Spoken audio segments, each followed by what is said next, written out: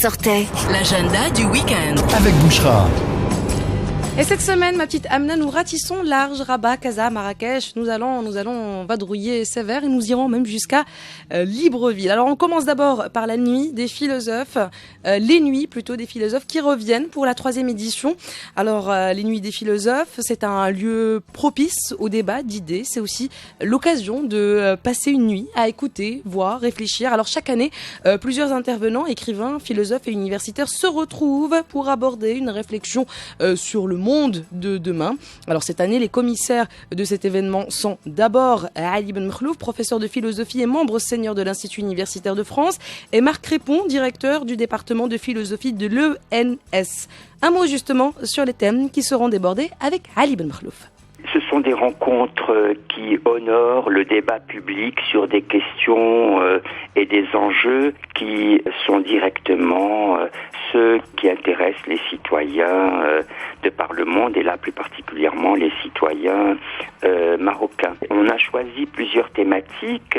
Cette année, bien évidemment, les questions relatives au changement climatique, à la manière de penser notre planète ou notre terre, la question relative à la place de la religion dans la société, et puis les questions de mémoire, d'histoire.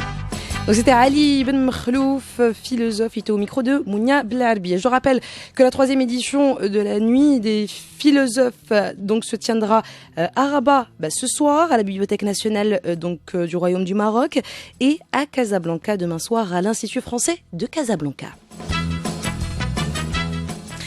Allez, Amna, à présent cap sur Libreville, où vous nous écoutez, je le rappelle, sur le 101.5. Coucou, salut. Alors, les escales documentaires reviennent cette année pour la 11e édition. Au programme, 22 films provenant d'une quinzaine de pays d'Afrique et du monde. Une belle agitation culturelle en perspective donc.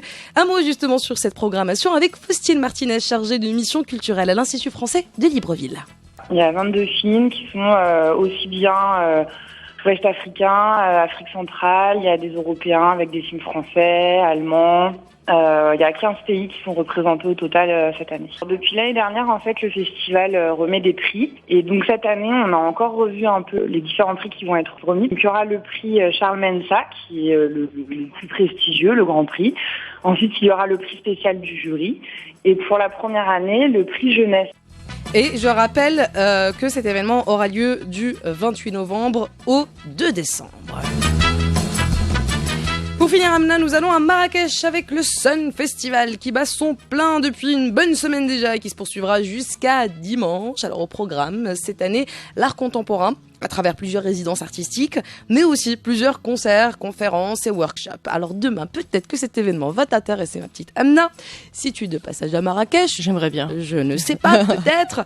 Eh bien, tu pourras rencontrer, par exemple, le rappeur marocain Big à l'Institut français de Marrakech. Que j'aime beaucoup d'ailleurs. C'est chouette. Si tu nous écoutes, sache qu'on est des grands fans de toi. Donc demain, le rappeur marocain Big sera à Marrakech à partir de 16h. Ensuite, il y a un concert aussi prévu à partir de 18h à l'usine de la conserverie. Et puis, plus brièvement, je rappelle, Amna, que ce week-end aussi, à Rabat, le festival Migrants Scène qui se poursuivra encore jusqu'à la fin du week-end.